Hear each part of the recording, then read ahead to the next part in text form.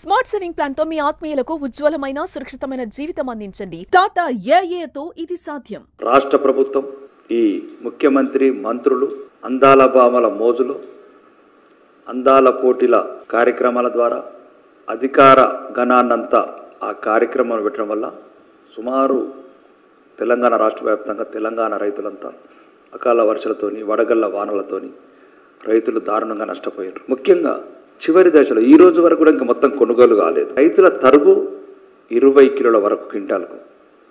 రైతులు వాళ్ళ కన్నీళ్లు వాళ్ళ కడగన్లు చెప్పుకోవడానికి ఈరోజు భారతీయ జనతా పార్టీ ఆఫీస్కు బారులు తీరారు.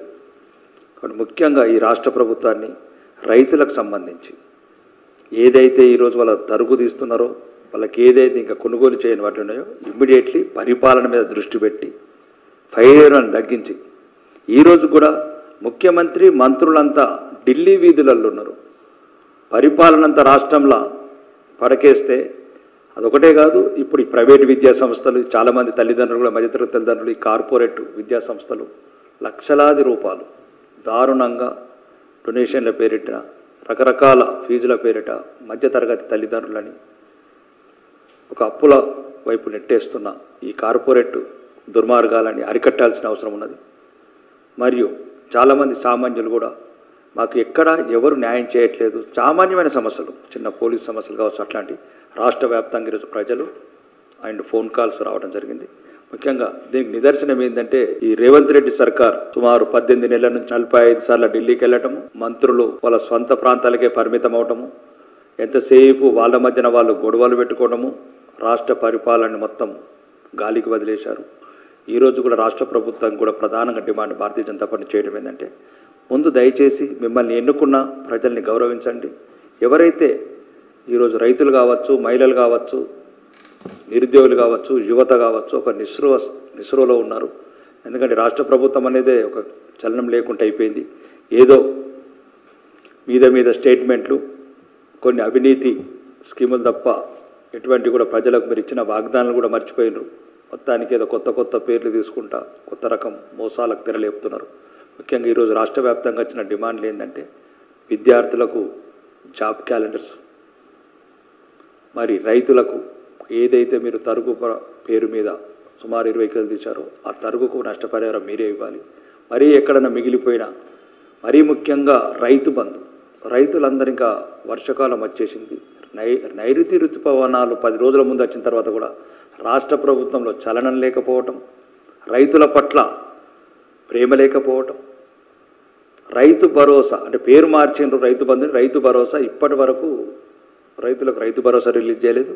ముఖ్యంగా తెలంగాణ రాష్ట్ర వ్యాప్తంగా రైతులంతా ఒకటే డిమాండ్ చేస్తున్నారు, ఇమ్మీడియట్లీ రైతు భరోసా విడుదల చేస్తే మాకు ఏదైతే రైతు పెట్టుబడి సాయం కింద విత్తనాలు కావచ్చు, ఇంకా వేరే పంట పనులు కావచ్చు అన్ని చేసుకోవడానికి వీలవుతుందని చెప్పడం జరుగుతుంది.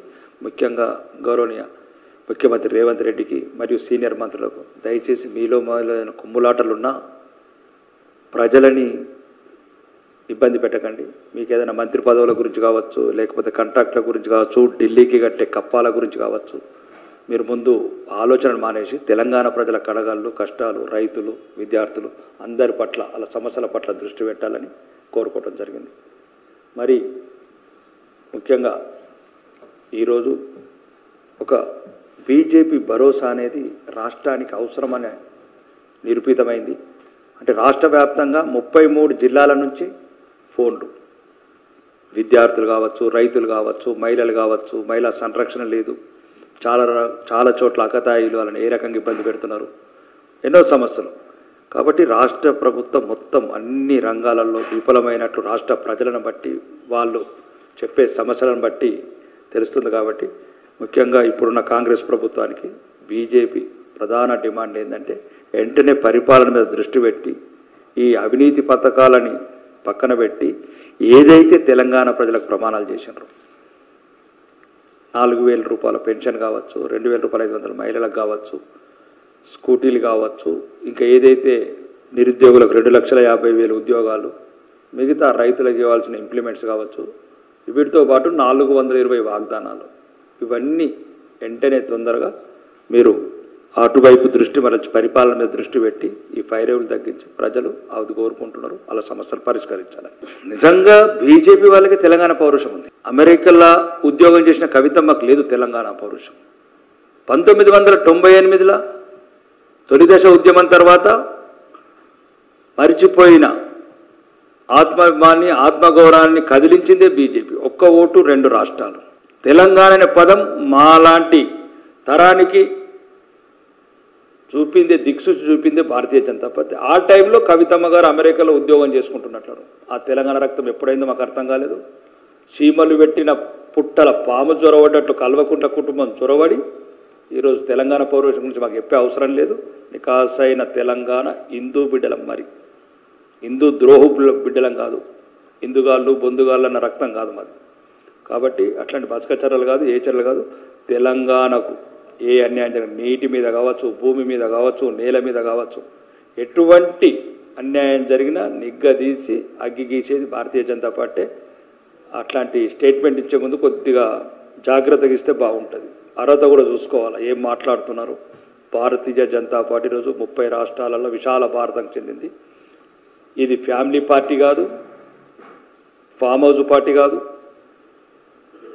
ఈ తెలంగాణ ప్రజల కాదు, భారతదేశంలో ఉన్న ప్రజలు కావచ్చు, ప్రపంచంలో ఉన్న హిందువులందరూ దేశం గురించి, సంస్కృతి గురించి, సాంప్రదాయం గురించి, సనాతన ధర్మం ఓడగట్టకుండా ఉండాలని ఈ దేశం గురించి పోరాడేదే భారతీయ జనతా పార్టీ. ఆ ఉద్దేశంతోనే భారతదేశంలో ఉన్న ప్రజలు అన్ని వర్గాల వాళ్ళు, ముస్లిమ్స్ కావచ్చు, క్రిస్టియన్స్ కావచ్చు, హిందువులు కావచ్చు, అందరూ ఒక్కటే 21 రాష్ట్రాలలో మమ్మల్ని కాషాయ జెండా ఎగరనిచ్చారు. కాబట్టి ఈరోజు ఈ దేశంని అభివృద్ధి పథంలో తీసుకుపోతాము. ఇది వికసిత భారత్, ఒక దృఢమైన భారత్గా నిర్మిస్తున్నాం నరేంద్ర మోడీ గారి నాయకత్వంలో. ఇట్లాంటి చిట్టిపోటి మాటలకు ప్రతిష్ఠించడం కూడా అవసరం. ఫస్ట్ ప్రాబ్లం వస్తున్నది బ్లడ్లో, బ్లడ్ ప్రాబ్లం. అది విదేశీ రక్తం, ఇది నికాసైన హిందూ బిడ్డ రక్తం, దేశాన్ని ప్రేమించే రక్తం, దేశాన్ని గురించి ప్రాణాలిచ్చే రక్తాలు పై. అంటే ఈరోజు ఎదుటి దేశం వాడు ఏం మాట్లాడిండు, వాళ్ళ స్థాయికి దిగజారి మాట్లాడేది మేము ఆ విషయంలోకి వెళ్ళము. కానీ మన దేశస్తుడు కానోడు ఏ రకంగా మాట్లాడుతున్నాడు. ప్రాబ్లం అంతా ఇటలీ బ్లడ్, ఇండియా బ్లడ్ అయితే ఈ రకంగా మాట్లాడదు. అమెరికా చెప్తాను, ఇంగ్లాండ్ చెప్తాను, ఈయనే భారత్ కాదు. ఇది అబ్కా భారత్, భాజపా కా భారత్, అబ్కా భారత్, మోడీ కా భారత్. రెండోది ఏంటంటే రాహుల్ విన్నీ గారు కొద్దిగా మాట్లాడేటప్పుడు కూడా పదాలు తెచ్చుకోవాలి. ఎందుకంటే ఇక మీరు లీడర్ అయిపోయింది, ఇక 2-3 ఏళ్ళు అయితే మీరు కూడా సీనియర్ సిటిజన్గా అవుతారు. ఇక టీ షర్ట్లు కూడా మానేసి కొద్దిగా పెద్ద షర్ట్లు వేసుకోండి. ఏదో టీ షర్ట్లతో మోసం చేద్దామంటే కుదరదు కుటుంబము. కాబట్టి మీరు ఒక ప్రధాన ప్రతిపక్ష నాయకుడిగా మాకు గౌరవం ఉంది. కానీ మాట్లాడే ముందు మీరు కూడా ఆ ప్రధాన ప్రతిపక్ష నాయకుడు మాట్లాడాల్సిన మాటలే మాట్లాడండి. నరేంద్రుడు ఇట్లాంటి మాటలు పద్ధతి కాదు. ఎవరికి కూడా ప్రపంచంలో ఏ మోడీకి, ఏ ట్రంప్కు ఈనము, ఏ ట్రంప్కు ఈనము. మాకు దేశం ముఖ్యం, ధర్మం ముఖ్యం, దేశ అభివృద్ధి ముఖ్యం. ఇప్పుడు జాతీయ హోదా ఏంది? కాళేశ్వరం ప్రాజెక్టు డిపిఆర్ వచ్చి 38,000 కోట్లు, 1,20,000 కోట్లు ఎట్లయింది? నో, ఫస్ట్ అతను పెంచిందే అపరబ్రహ్మ. దాని డిజైన్స్ మార్చి ఒక దగ్గర కట్టాల్సిన ఇంకో దగ్గర కట్టి, ముఖ్యంగా ఇప్పుడు అపరబ్రహ్మ ఎందుకు? ఇప్పుడు ముఖ్యంగా ఇది ఒకటి చెప్పాలి మీకు. కవితమ్మకైతే కల్వకుట్ల కుటుంబానికి ఆ ధర్నా చౌక్లో నిలబడడానికి కూడా అర్హత లేదు. ప్రజాస్వామ్యాన్ని ఊపిరి నిలిపి శాంతియుతంగా ధర్నాలు చేసిన ధర్నా చౌక్ను ఎత్తేసిన కల్వకుట్ల కుటుంబం ఈరోజు ఏ ముఖం పెట్టుకొని పోయింది కవితమ్మ అక్కడికి? ఈ ప్రపంచంలో ఎవరికైనా అర్హత ఉండొచ్చు, కానీ ఆ ధర్నా చౌక్ ఉండడానికి మాత్రం కల్వకుట్ల కుటుంబానికి మాత్రం అర్హత లేదు. ఒకటి. రెండోది, అపరబ్రహ్మని గౌరవనీయ పిసి ఘోష్ గారు కమిషన్ పిలుస్తున్నది. సీనియర్ రిటైర్డ్ జడ్జిల వాళ్ళు, న్యాయాలు తెలిసిన వాళ్ళు, ధర్మాలు తెలిసిన వాళ్ళు, రూల్స్లు తెలిసిన వాళ్ళు, వందలాది మంది ఇంజనీర్లను పిలిచారు, రాజకీయ నాయకులను పిలిచారు, ప్రొఫెసర్లను పిలిచారు. దాంట్లో ఇన్వాల్వ్మెంట్ ఉన్న ప్రతి ఒక్కరు పిలుస్తున్నారు. దయచేసి కవితమ్మ డాడీకి ఇంకొక లెటర్ రాయు, డాటర్ టు డాడీ, డాడీ అప్పుడు ఏదేదో మాట్లాడినావు, అపర బ్రహ్మన్నావు. మీరు కావాలంటే వీడియో మీద చూడండి. నేనే డిజైన్ చేశాను, మొత్తం ఎవరికి ఏం తెలియదు, ఎంట్రికలు కూడా తెలియని ఎంట్రికలతో సహా చూపించాడు. ఈ డిజైన్ నేనే చేశాను, చక్కగా డిజైన్ చేశాను, 1,00,000 కోట్లు నేను చేశాను అని ఇప్పుడు అడుగుతారు. కమిషన్ ముందు ఏం అడుగుతారంటే స్ట్రక్చరల్ డిజైన్ కోర్స్ ఎక్కడ చేసినావు అపరబ్రహ్మ, ఏ ఇంజనీర్ ఎక్కడ చేసినావు అపరబ్రహ్మ అని అడుగుతారు. ఇప్పుడు అది చెప్పమను మీ అయ్యని. ఏ కాలేజీలో చదివిండు సివిల్ ఇంజనీరింగు, ఎన్ని ప్రాజెక్టులు కట్టిండు?